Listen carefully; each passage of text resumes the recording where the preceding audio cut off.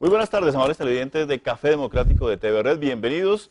Estamos saludando a todos los sistemas comunales y los sistemas independientes que nos están viendo hasta ahora, desde Soacha hasta Ciudad Bolívar, por todo Bogotá y en todo el país, la señal de TV Red y todos ustedes. Tenemos nuestro invitado, nuestro primer invitado del día de hoy. Es uno de los senadores más aguerridos, más polémicos, más preparados y más juiciosos que hay en este momento en el Congreso colombiano, el senador Jorge Robledo, a quien le damos la bienvenida. Senador, gracias por estar con nosotros. Mauricio, mil gracias por su hospitalidad, a sus televidentes, mis saludos.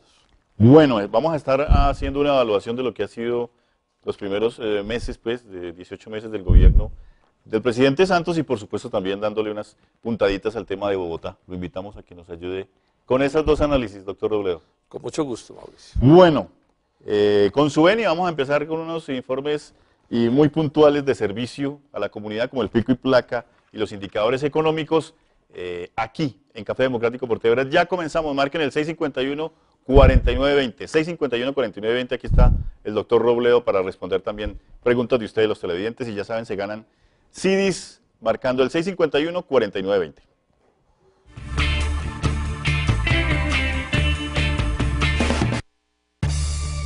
Rápidamente, porque tenemos bastante tema hoy con el doctor Robledo y con nuestros otros invitados, pico y placa para mañana 7, 8, 9 y 0. Estamos en pico y placa 7, 8, 9 y 0. Y para los amigos de los transportes particulares, placa terminada en 7. Vamos también a hablar de nuestros indicadores económicos. El dólar sigue bajando, doctor Robledo. ¿Qué pasará? Ahí ya nos va a contar también, usted que es un experto en estos temas. 1.778 pesos vale hoy un dólar. 1.778 pesos. El euro está en 2.361. El café cerró en $2.20. $2.20 y la UR está en 199,25. Pero ojo con el dólar, 1.778, ya nos va a decir también el doctor Robledo. ¿Qué estará pasando? Cerramos con la movilidad.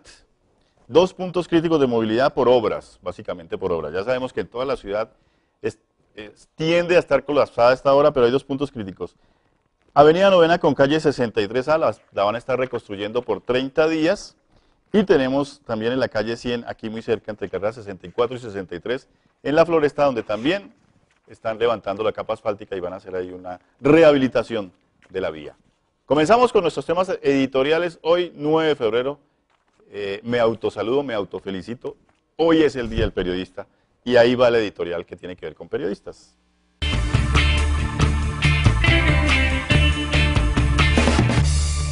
Bueno, vamos rápidamente a hablar de los periodistas más importantes que han pasado por la vida de este periodista también. Ante todo quiero recordar a Jorge Consuegra, que trabaja también en este canal. Jorge Consuegra fue mi profesor en IMPAU y de verdad que le aprendí muchísimo. Jorge Consuegra, que lo vamos a tener aquí porque tiene un libro sobre datos curiosos de Bogotá, estará también presente en nuestro programa, pero lo felicito a él y lo felicito por haber sido mi maestro, Jorge Consuegra. Recuerdo también a Guillermo Cano. Guillermo Cano, los jóvenes de pronto no saben quién es él. Guillermo Cano, director del diario El Espectador, que fue asesinado más o menos por el año 1988-86. Se dice que fue asesinado por Pablo Escobar, son cosas que tampoco se han confirmado, pero murió por el oficio del periodismo. De ahí para abajo pues tenemos periodistas como Yamid Amad, importante por la creación de espacios en Caracol Radio como 6 AM, que todavía permanece con otro director. Creó también el servicio de noticias, una emisora que era únicamente de noticias, Radionet, y también creó el sistema o el noticiero CMI, que es como el único noticiero, verdaderamente noticiero de información que queda en la actualidad. También pues saludar a Hernán Peláez Restrepo, el máximo periodista deportivo que hay en el país y que además tiene su programa La Luciérnaga y que se está recuperando pues de un cáncer bastante doloroso.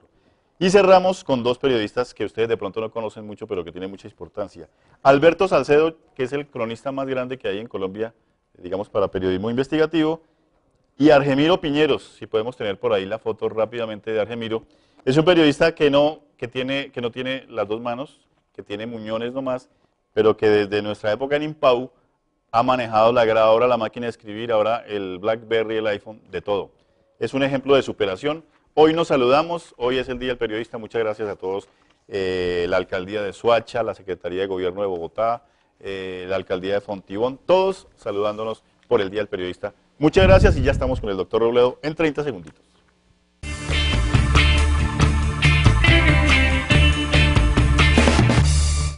Doctor Robledo, bueno, comencemos con lo del dólar que nos llamó la atención ahí. Nos dicen, está bajando el dólar, está bajando el dólar. De pronto es una noticia que nuestros oyentes dicen, pero eso al consumidor, al colombiano de a pie, ¿cómo lo golpea, cómo lo castiga la caída del dólar? A ver, digamos que eso, Mauricio, es muy grave para el ciudadano de a pie, porque eso produce desempleo. Ajá. Produce desempleo de esta manera. Cuando el precio del dólar se pone muy bajo, las empresas que producen para vender en Colombia, se les vuelven muy difíciles las cosas porque las mercancías importadas llegan más baratas y las quiebran y se produce desempleo. Y cuando el dólar está muy barato también, como está sucediendo, las empresas, por ejemplo las flores, que producen para exportar, reciben muy pocos pesos por los dólares y también se pueden quebrar. Y por supuesto eso también produce desempleo y pobreza. Aquí hay una cosa que hay que insistir: país que no tenga empresas fuerte, ¿no?, industriales y agropecuarias no tiene futuro. La devaluación entonces del dólar, la revaluación del peso, que es la misma cosa pero dicha de otra manera, es terrible para la economía nacional. Los cafeteros colombianos, por ejemplo, el año pasado, por revaluación del peso, en promedio cada familia perdió 4,5 millones de pesos. Cafetera. Sí, yo conozco eso de cerca. 4,5 millones de pesos por familia perdieron el año pasado. Bueno, si tenemos ahí a Jorge Consuegra, le regalamos 2 minuticos también al aire, que es muy importante. Pero doctor Robledo, uno pensaría que es como un juego de economistas, o que eso sí tiene una racionalidad, que el gobierno está jugando. El daño es cierto. Ahora, ¿cuál es el origen de esto? El primer origen de esto, y es el que más molesta, es que Estados Unidos, que es el que tiene la fábrica para hacer billetes de dólares, de una manera irresponsable a mi juicio, porque él tiene, se supone, unos ciertos compromisos globales, hacen billetes, no apagan la imprenta, porque a los gringos $1 les vale lo que vale el papel, y $100 les vale lo que vale el papel y la tinta. Entonces para ellos es un negociazo hacer billetes, pero esa es una manera de hacernos daño a estas economías y de darle salida a sus exportaciones. Obama está empeñado en aumentar las exportaciones. Eso explica por qué hoy el TLC es mucho más dañino que antes, porque el peso colombiano está revaluado frente al dólar 30%, frente a la moneda coreana, por ejemplo, estamos revaluados 46%. Entonces, ese TLC con Corea que están hablando de poner, o que intenta poner el presidente Santos, es como ponerle un carro bomba a la puerta de la industria bogotana. Bueno, pero hablemos precisamente del TLC que usted trae a colación. ¿Cómo puede golpear el bolsillo también de los ciudadanos, el empleo? ¿Y cómo puede golpear, por ejemplo, un municipio como Soacha? Gravísimo. ¿Se puede construir allá una ciudadela industrial, una zona franca? Yo le cuento una cosa que yo no sé si usted sabe, Mauricio, pero se la cuento. Yo prácticamente viví en Soacha por allá en el año 74. Muy bueno, porque lo están viendo allá muchísimos. Yo alcancé a ser concejal de Soacha cuando la Unión Nacional de Oposición, lo que pasa es que después... ¿Con la ANAPO? Me fui, con la 1. Con la 1. Después me fui a vivir a Manizales, sí, estuve pues 30 años en Manizales, pero digamos que los inicios de mi carrera política los hice en Soacha, y en ese sentido tengo unos lazos de afecto muy importantes con ese municipio. Soacha es una zona que es muy dependiente de las zonas industriales de Bogotá, y los TLCs desbaratan la industria. Ya lo han visto los soachunos, o sea, en estos 20 años de libre comercio, porque el libre comercio empezó en Colombia con el gobierno de César Gaviria, las pérdidas industriales son inmensas. La zona industrial del Muña, por ejemplo, las otras zonas industriales de Cazucá, etcétera, se han debilitado, y eso genera ¿qué? Pues desempleo. Y no hay nada peor que el desempleo. Nada es peor que el desempleo, porque el desempleo es pobreza, es falta de salud, de educación, de todo. Usted sí sabe una perla del gobernador Andrés González, que fue premiado ahora con una embajada. Sí. En su informe de gestión habló de una zona franca para Soacha, que había construido, que había diseñado una zona franca para Soacha. ¿Usted cree que más allá de, digamos, del chiste que puede ser, o del mal chiste, de incluir eso en su informe, que Soacha le convendría o no le convendría un tipo de zona franca? En general, o sea, esas zonas francas como enemigo de parecieran ser muy atractivas localmente, porque atraen unas empresas, pero ¿qué sucede? Que esas empresas van porque no pagan los impuestos que deberían pagar, y un país tampoco funciona si las grandes empresas no pagan los impuestos que deberían pagar. Entonces son, digamos, soluciones, entre comillas, remediales, que aparentemente funcionan muy bien, pero cuando usted mira que en Colombia han creado zonas francas, y las grandes empresas no pagan los impuestos que deberían pagar, pues lo que sucede es que entonces nos quedamos sin salud, sin educación, sin infraestructura, porque eso se paga con los impuestos. Bueno, usted es aparece de pronto ante la opinión pública como muy enemigo de la inversión extranjera, es decir, hace muchas críticas, hace un análisis muy Pero mire, Mauricio, yo le profundo preciso. de la inversión extranjera. Usted es mucho más, digamos, participa más de la acción industrial propia, nacional, Claro. ¿cierto? Yo Ese es su punto yo de tengo vista. un punto de vista nacionalista. Ahora, Exactamente. no me opongo a que haya inversión extranjera. Por ejemplo, si el TLC con Corea se hace, se arruinarían las ensambladoras Ajá. de carros que hay en Ya va a Colombia, pasar con lo de que son Corea, ¿no? extranjeras. Sí. Yo no estoy de acuerdo con el TLC Ajá. porque esas ensambladoras producen empleos en Colombia. Yo lo que no comparto es que el capital extranjero se venga no a respaldar el desarrollo del resto del país, sino un poco a aplastarlo, Aplastarlo o a reemplazarlo y a no pagar y a impuestos, no ¿no? pagar impuestos y a no hacer las cosas bien Exactamente. hechas. Ese es el caso, pero no es que yo diga que no debía haber inversión extranjera en Colombia, sino que sí haya, pero no así, ¿cierto? Es decir, no como se viene haciendo. Bueno, hoy en la Casa de Nariño está haciéndose formalmente, digamos, una rendición de cuentas. Creo que inclusive está siendo transmitido por el canal Señal Institucional. ¿Cuál es el balance que usted hace del gobierno de Juan Manuel Santos? Pues depende de a quién miramos. Sí. Ahí sí es como el cuento, cada uno habla de la corrida según le va en ella. Entonces, monopolios y transnacionales les va de maravillas. Nunca habían ganado más plata, nunca habían pagado menos impuestos, nunca habían tenido más gabelas. Bueno, o lo mismo que Uribe y que Pastrana, Eso es etcétera, lo mismo, porque ahí es no el están mismo peleando para combo nada. de siempre. O sea, los compadres. Los compadres. Pero si yo miro hacia el resto del país, trabajadores, campesinos, clases medias, pequeños y medianos empresarios, les va muy mal. Colombia hoy es, Mauricio, el tercer país más desigual de la tierra. De la Eso es una tierra, no es de vergüenza. América Latina. Del ¿no? mundo. En América Latina solo Haití está peor que nosotros. Entonces, pues digamos que este es el ejemplo clásico de cómo le está yendo al país. No. Entonces, a los que están con toda la riqueza embolsillada, pues aplaudirán a Santos, pero yo creo que los demás, que queremos un país diferente, democrático de verdad, pues no nos gusta lo que está pasando y el balance en ese sentido. Yo que fui profesor universitario muchos años, Sí. conmigo no gana el examen. Bueno, Juan Manuel vamos a ir Santos, después de y le va comerciales bastante mal. con temas muy puntuales de ese balance y con Bogotá también. Balance también o pasada al tablero de Gustavo Petro, aquí con el senador y profesor Robledo. Estamos en 2 minuticos aquí con Café Democrático.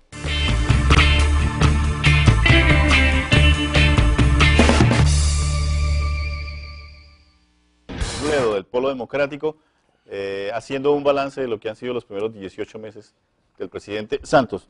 Usted ya lo rajó, digamos, en términos generales, pero ahora hablemos de casos particulares. Ya pues a la economía le dimos una chuleadita y va mal, ¿no? Digamos, Yo creo, muy mal.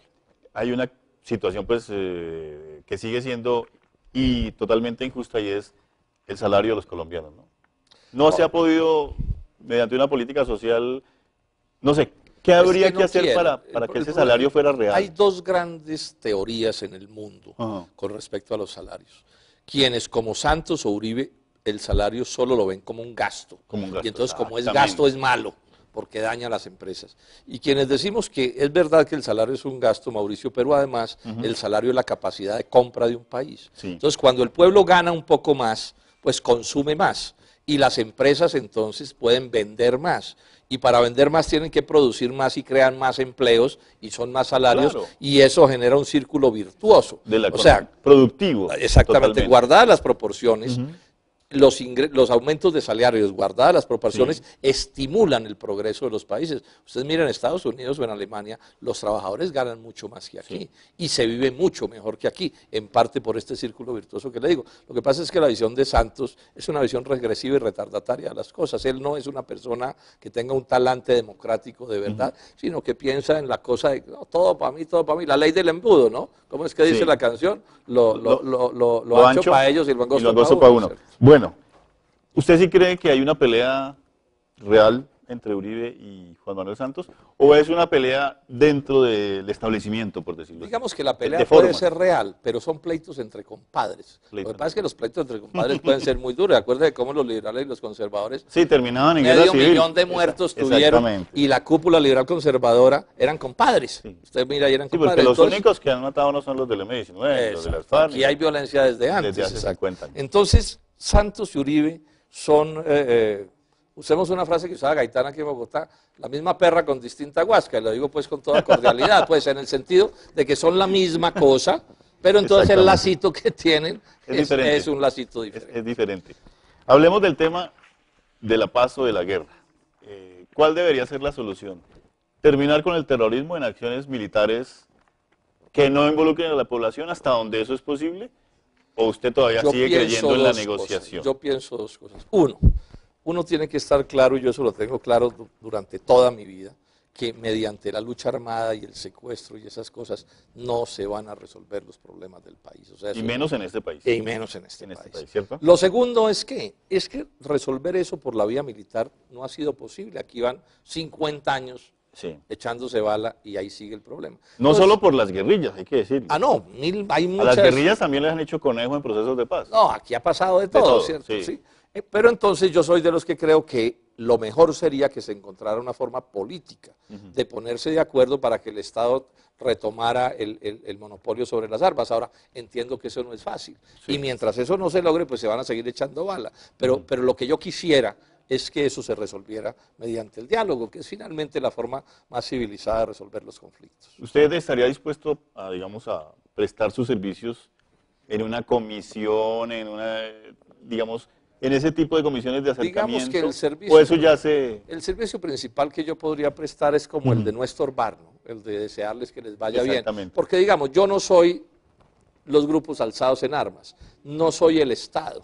Ellos son los que tienen que saber los detalles del asunto. Uno se mete en eso, pienso yo en mi caso, y termina fácilmente chamuscado, porque como no es ni una cosa ni la otra. Entonces yo lo que digo es, yo no estorbaría en un proceso de eso, les deseo el mayor de los éxitos, pónganse de acuerdo, manteniendo la integridad del país, pónganse de acuerdo, Sí. digamos, como les resulte más sensato para promover, pues, cosas, por supuesto, positivas para el país. Pero pienso que esa es una cosa que ellos deben desempeñar fundamentalmente ellos. ¿No le ven nada destacable a este gobierno, definitivamente? Pues a ver, digamos esto, Mauricio, siempre los gobiernos hacen alguna cosa, porque no es posible que una persona firme cheques por 150 billones de pesos y no pase algo, ¿cierto? 150 es decir, billones al año. al año. Entonces, claro, pues hacen de pronto unas carreteras, construyen un colegio, y yo no me voy a oponer a que se hagan unas carreteras o se construya un colegio. Pero es que uno los análisis los tiene que hacer más globales, más gruesos, porque si no se pierden los detalles.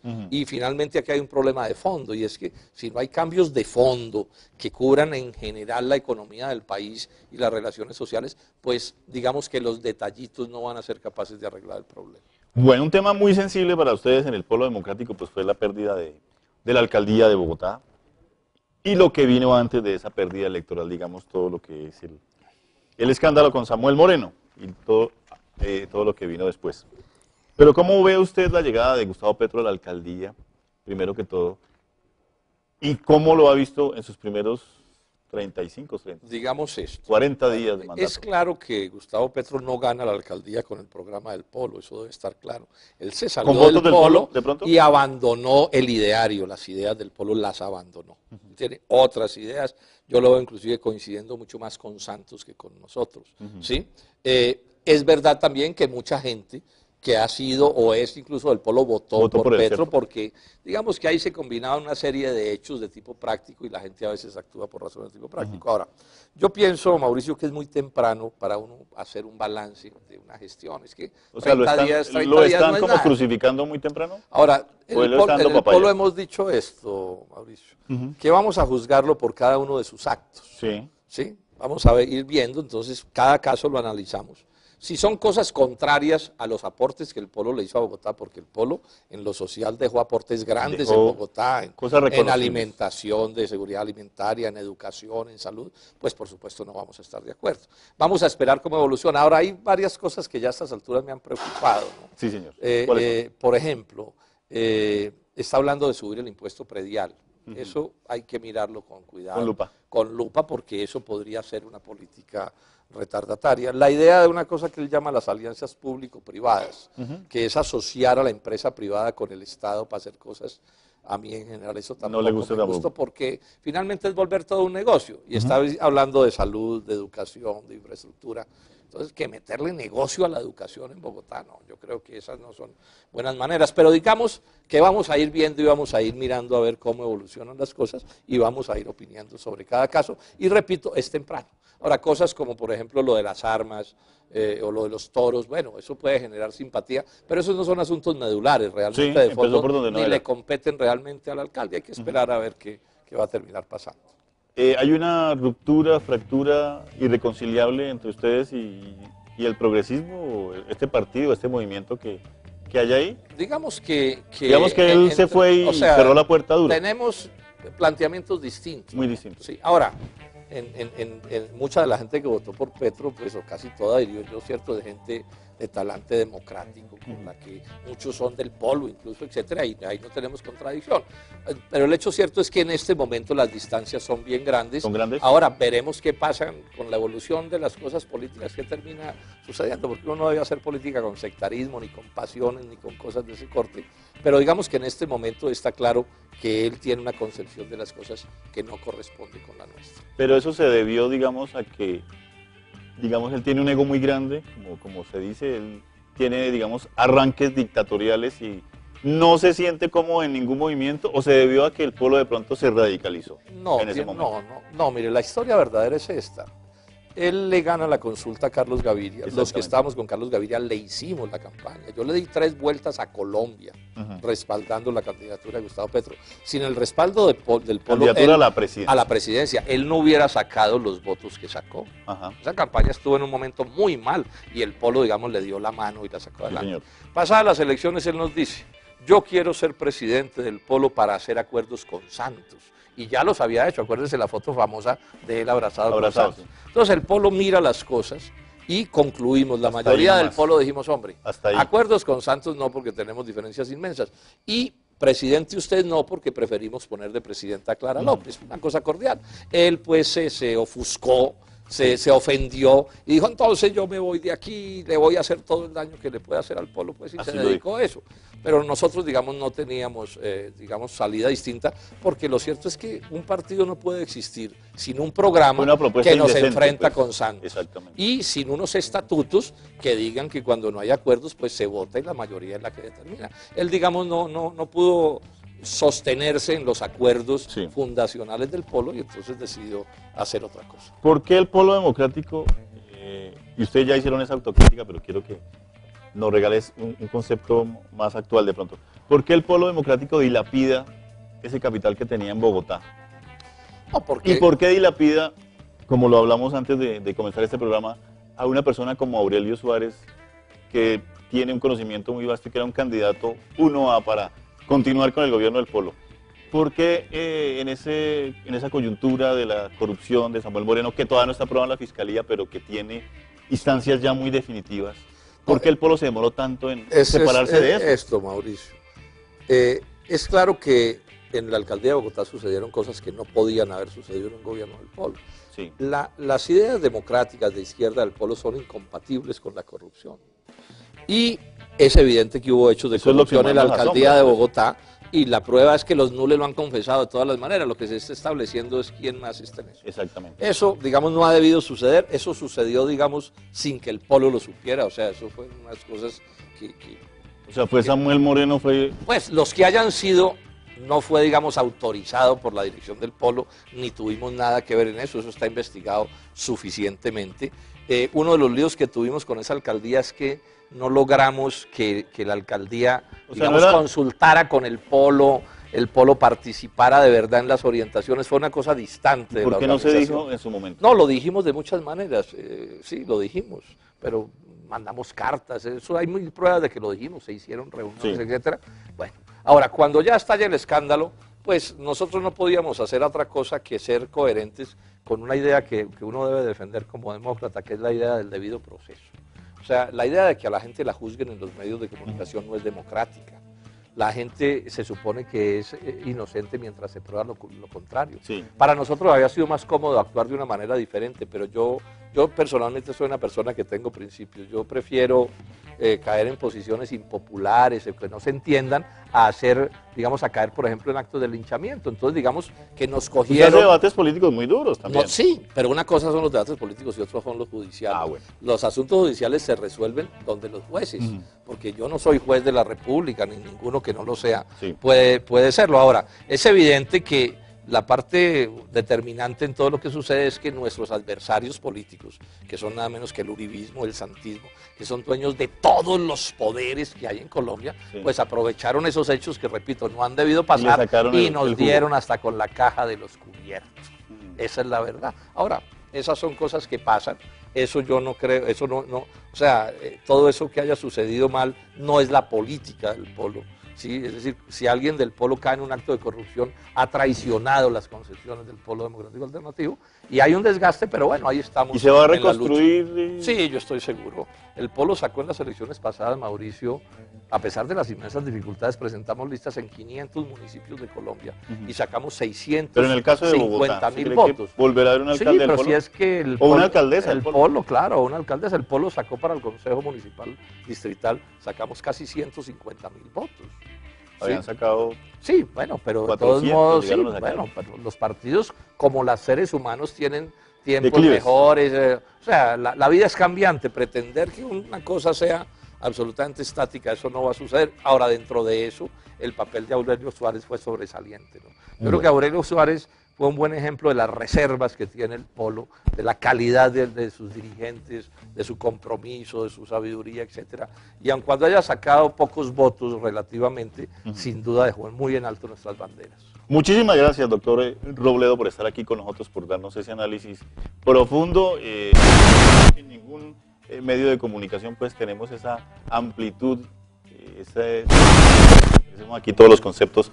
Le agradecemos mucho y lo seguiremos invitando para que hable con nosotros siempre, televidentes de sectores populares donde estamos. Mil gracias por su invitación, un saludo a sus televidentes y cuente que cada vez que me invite, con gusto estoy aquí. Este es un público que es muy cercano a mis afectos. Bueno, ya saben, en Soacha, el ex concejal hoy, senador de la República, estuvo con nosotros, el doctor Jorge Robledo del Polo Democrático. Ya seguimos con más Café Democrático. Sobre datos curiosos de Bogotá estará también presente en nuestro programa, pero lo felicito a él y lo felicito por haber sido mi maestro, Jorge Consuegra. Recuerdo también a Guillermo Cano. Guillermo Cano, los jóvenes de pronto no saben quién es él. Guillermo Cano, director del diario El Espectador, que fue asesinado más o menos por el año 1988-86. Se dice que fue asesinado por Pablo Escobar, son cosas que tampoco se han confirmado, pero murió por el oficio del periodismo. De ahí para abajo pues tenemos periodistas como Yamid Amad, importante por la creación de espacios en Caracol Radio como 6 AM, que todavía permanece con otro director. Creó también el servicio de noticias, una emisora que era únicamente de noticias, Radionet, y también creó el sistema o el noticiero CMI, que es como el único noticiero, verdaderamente noticiero de información que queda en la actualidad. También pues saludar a Hernán Peláez Restrepo, el máximo periodista deportivo que hay en el país, y que además tiene su programa La Luciérnaga y que se está recuperando pues de un cáncer bastante doloroso. Y cerramos con dos periodistas que ustedes de pronto no conocen mucho, pero que tienen mucha importancia. Alberto Salcedo, que es el cronista más grande que hay en Colombia, digamos para periodismo investigativo, y Argemiro Piñeros, si podemos tener por ahí la foto rápidamente de Argemiro. Es un periodista que no tiene las dos manos, que tiene muñones nomás, pero que desde nuestra época en Impau ha manejado la grabadora, la máquina de escribir, ahora el BlackBerry, el iPhone, de todo. Es un ejemplo de superación. Hoy nos saludamos, hoy es el Día del Periodista, muchas gracias a todos, la Alcaldía de Soacha, la Secretaría de Gobierno de Bogotá, la Alcaldía de Fontibón, todos saludándonos por el Día del Periodista. Muchas gracias y ya estamos con el doctor Robledo en 30 segunditos.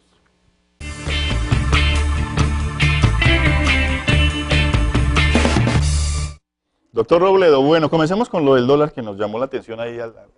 Nos dicen, está bajando el dólar, está bajando el dólar. De pronto es una noticia que nuestros clientes dicen, pero eso al consumidor, al colombiano de a pie, ¿cómo lo golpea, cómo lo castiga la caída del dólar? Aquí, en Café Democrático por TV, ya comenzamos, marquen el 651-4920, 651-4920, aquí está el doctor Robledo para responder también preguntas de ustedes, los televidentes, y ya saben, se ganan CDs marcando el 651-4920.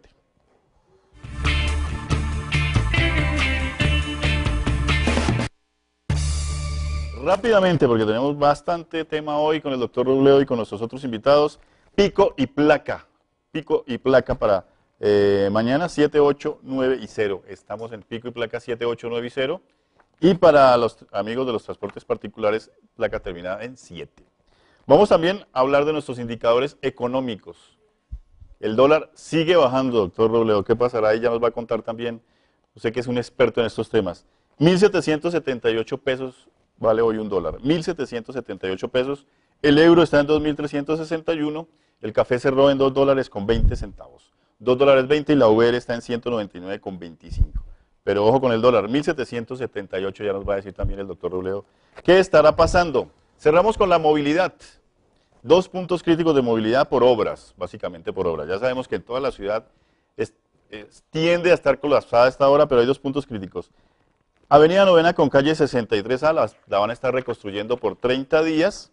Y tenemos también en la calle 100, aquí muy cerca, entre carreras 64 y 63, en la Floresta, donde también están levantando la capa asfáltica y van a hacer ahí una rehabilitación de la vía.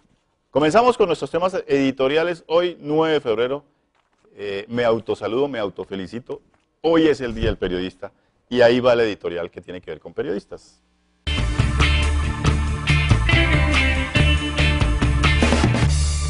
Bueno, vamos rápidamente a hablar de los periodistas más importantes que han pasado por la vida de este periodista también. Ante todo quiero recordar a Jorge Consuegra, que trabaja también en este canal. Jorge Consuegra fue mi profesor en IMPAU y de verdad que le aprendí muchísimo. Jorge Consuegra, que lo vamos a tener aquí porque tiene un libro Muy buenas tardes, amables televidentes de Café Democrático de TV Red. Bienvenidos. Estamos saludando a todos los sistemas comunales y los sistemas independientes que nos están viendo hasta ahora, desde Soacha hasta Ciudad Bolívar, por todo Bogotá y en todo el país, la señal de TV Red y todos ustedes. Tenemos nuestro invitado, nuestro primer invitado del día de hoy, es uno de los senadores más aguerridos, más polémicos, más preparados y más juiciosos que hay en este momento en el Congreso colombiano, el senador Jorge Robledo, a quien le damos la bienvenida. Senador, gracias por estar con nosotros. Mauricio, mil gracias por su hospitalidad, a sus televidentes, mis saludos. Bueno, vamos a estar haciendo una evaluación de lo que ha sido los primeros meses, pues, de 18 meses del gobierno del presidente Santos y por supuesto también dándole unas puntaditas al tema de Bogotá. Lo invitamos a que nos ayude con esos 2 análisis, doctor Robledo. Con mucho gusto, Mauricio. Bueno, con su venia vamos a empezar con unos informes muy puntuales de servicio a la comunidad como el pico y placa y los indicadores económicos.